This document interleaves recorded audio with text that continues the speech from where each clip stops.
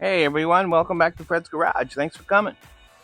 So, we don't have a modification or upgrade video today. We're going to do something a little bit different. We're going to talk about the Ford Bronco, and we're going to talk about if Ford, with the introduction of the Bronco, changed Toyota's future. I know that might sound hard for a lot of people to believe, but the Bronco has been such a huge success. The Bronco's brought in so much interest to Ford Motor Company that I think Toyota changed the way it does business. And it modified a couple of things to mimic the Bronco. So spend 10 minutes, watch this video with me. Let's discuss it. Leave comments in the comments, and let's see what you think. I think you'd be surprised. As we talk about it and paint paintings of it and sing songs about how we're destined to be it, we seem to spend every waking hour in places that keep us away from it. So to get back to the wild, we need something built for it. Something that acts like it's been out here before, because it has. Okay, so what's a good Bronco video without horses, huh? What you see here on the right is the brand new 2024 Land Cruiser 1958. The 1958 establishes some history for Land Cruiser from when they first started. Toyota has taken a total different approach in their Land Cruiser models. And I think that because of the Bronco, Toyota's going to try to enlarge the brand Land Cruiser and have multiple vehicles in the future coming up soon. So let's take a look at the previous generation Land Cruiser and how it's changed. So what we have here is a 2021 Toyota Land Cruiser, and as you can see by these photos, these Land Cruisers were really made for the country clubs and the yacht clubs of America. They were made to go to the shopping and to compete with Range Rover and Mercedes and BMW. They weren't really made to be hardcore off-roaders like their history is, or how they are in other parts of the country. In America, it just became a huge luxury vehicle for the American market, especially with the introduction of Lexus. There was really no room for the Land Cruiser in the United States, and the sales volumes were really low. And Toyota decided to stop the vehicle in 2021. And if you look at this vehicle here, I mean, it's a beautiful vehicle, but the price of it was just way out of reach for most people. This one here started out at $87,000 and it's stickered for around $90,000, as you can see from the sticker price here. And it was just made for the upscale market. And so Toyota's changed all that thanks to the Bronco. The Bronco really has made a big difference. Now, if you want to take the top off and take the doors off and have that open air feeling, you're not going to be able to do that with the Land Cruiser. But most people, they do it once in a while if you live, especially if you live in colder climates. And a lot of people, they want to put tents or racks or whatever on their roof, so they're probably not really that interested in taking the roof off. I personally, that's my biggest selling point with the Bronco. All right, so without further ado, let's take a quick look at the 2024 Land Cruiser 1958. And on the right of it is the regular Land Cruiser. So they're coming out with two basic models.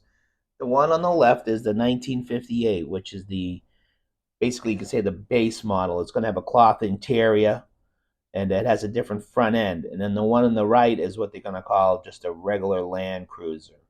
It has those LED lights and it's a little bit more upscale.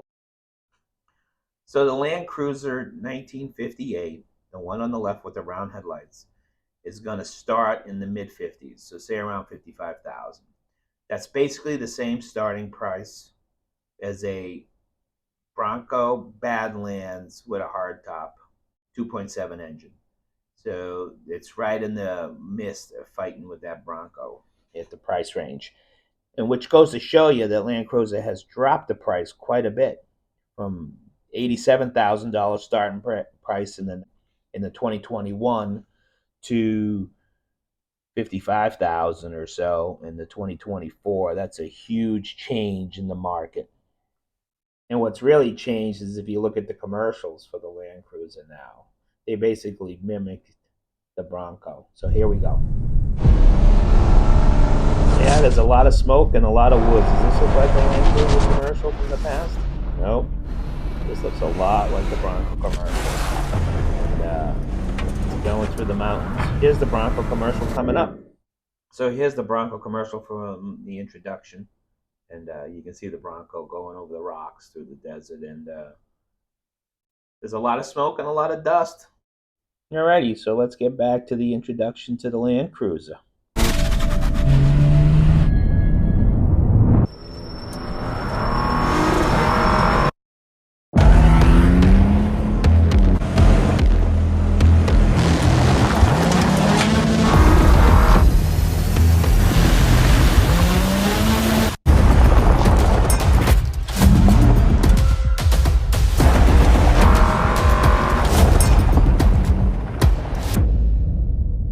If I didn't know any better, I thought that would be a Bronco commercial.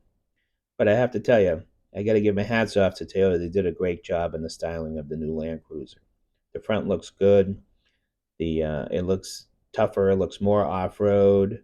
It's more what I would want. And if I didn't have the Bronco, I probably would consider the Land Cruiser. If you look at it from its side profile, it's a lot smaller than the previous generation, and uh, and Toyota did a great job squaring it up. It looks a lot better. It doesn't have those swoopy lines like a lot of their other models, like the RAV4 and stuff. It looks like a proper off-road vehicle.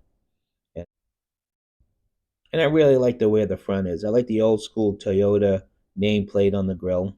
Now take a look at the Bronco Badlands. Looks pretty similar, huh? So let's put them side by side. If you look at the Toyota's headlights, they look like they took Ford's headlights and just moved the opening on the top. And the name Toyota in the middle is very similar to how Ford did the Bronco name. So you can see here, I'm not really sure of the size of the Land Cruiser because I haven't seen one in real life. I assume it'll be a little bit bigger than the Bronco, but it's pretty close. So let's squeeze them together. Bronco on the right, Land Cruiser on the left. If you ask me, Toyota had Bronco on the mind when they redesigned the Land Cruiser. What about the rear of the car? Let's take a look at the rear of the Bronco and the rear of the Land Cruiser put side by side. So the Land Cruiser is a hatch liftgate in the back, where the Bronco has a swing liftgate because of the rear tire.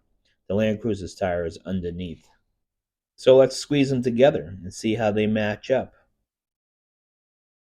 So yeah, they look pretty similar, huh? So when the Bronco first came out, everybody said that that was the best thing that could happen to the Wrangler because the Wrangler needed some competition to keep everything going forward. Well, it looks like Toyota was seeing the Bronco in the competition, and Toyota decided to go forward too, which is the best thing that could happen to all of us. So here's a great looking eruption green Bronco Badlands side profile, and here comes the regular Land Cruiser. So remember, there's two Land Cruisers. There's the 1958, which is the base entry level one with the round headlights, and then this one's called just the Land Cruiser. I personally am more partial to the round headlight one. I think it looks better myself. So here's the side profile of a eruption green Bronco Badlands, nice and squared off. And here comes the Land Cruiser. It has the higher haunches in the back over the wheels, but otherwise it's pretty similar in dimensions to the Bronco. Now let's take a look at the rear of the Land Cruiser. The way the lights are on the sides. It looks like a Bronco to me. All right, so let's take a look at the interior.